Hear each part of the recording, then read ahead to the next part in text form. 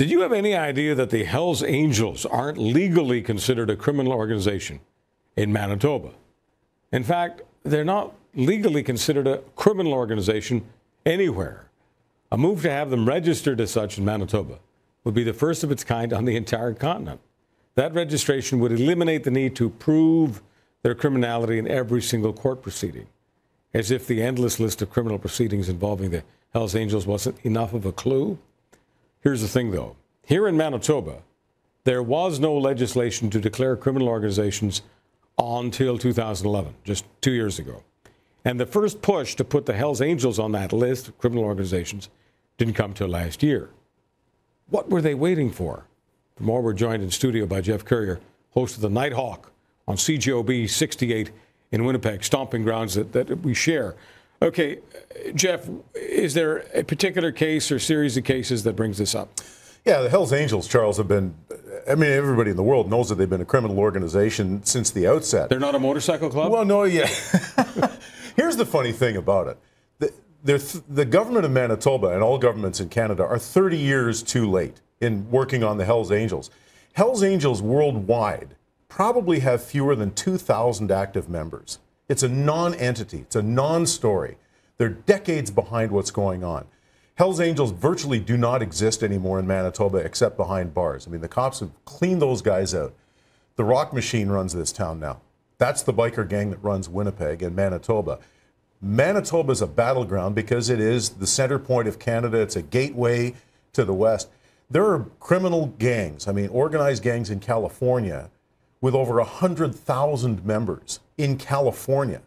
And these guys, it is strictly for show that they're doing this. So we understand our Justice Minister here, Andrew Swan, says, look, we don't want to have to prove, every time we bust a Hells Angel, we don't want to have to prove that it's a criminal organization. He says it's like proving water's wet over and over again. That's legit. Thing is that the Hells Angels don't even exist really in any serious way anymore.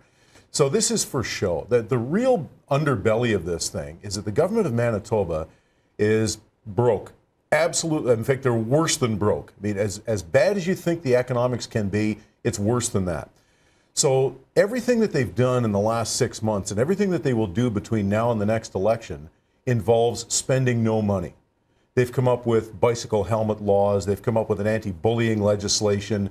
They're coming up with this one now because they need to appear that they're doing something without actually spending any money. And the Hells Angels is still, we talk about branding so often, the Hells Angels is still the brand when it comes to, in the minds of the public, Hells Angels represents biker gangs.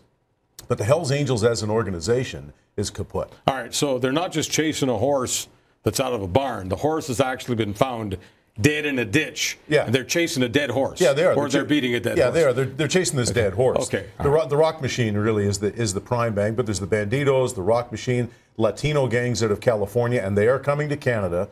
And there are Asian triads working out of BC as well. I mean, the Hells Angels is, I mean, that's old news. So do they have to pass separate laws for each of them because they all have different brands? Yeah, they probably will. Yeah, because of the different brands. They probably will.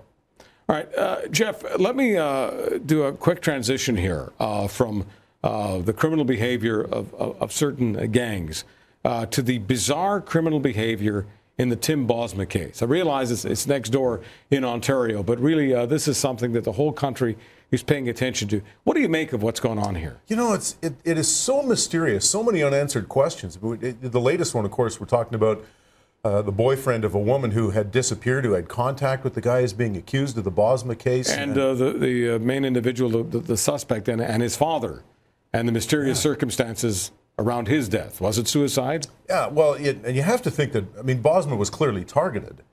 You know, it doesn't appear to have been a random act. It looks as though they specifically went after Tim Bosma. Now, whether or not that's true, we don't know, but why anybody would want to take just some guy, some random guy, and take his car for a test drive and then kill him and burn his body?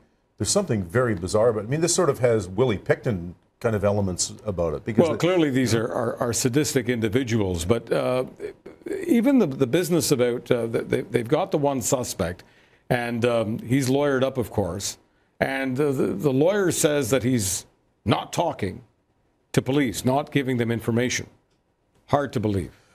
They'll get something from him. I mean, the cops are not idiots. I mean, we're not talking Keystone cops here, right? No. We're not dealing with the sheriff of Nottingham's men. This is a high-profile case, and based on how the remains of Bosma were found, I mean, you talk about Willie Picton, that these cops and the entire society is highly motivated to find the bad guys. They are highly incentivized to get a solution to this. I mean, but police officers take this stuff very seriously, and when a case like this happens, they get the bit between their teeth and they go, and they will get to the bottom of it. Over the weekend, they mentioned that people have to be careful about online contacts.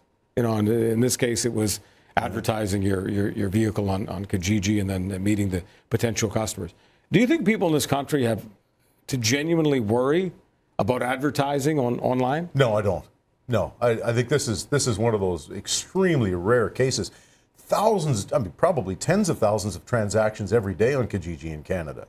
And this is that one case that's going to frighten a lot of people away from doing that. But, I have to remind people, Charles, all the time that these stories make the news precisely because they are so unusual. We don't, the old cliche in our business, we don't report planes landing safely because they happen all the time.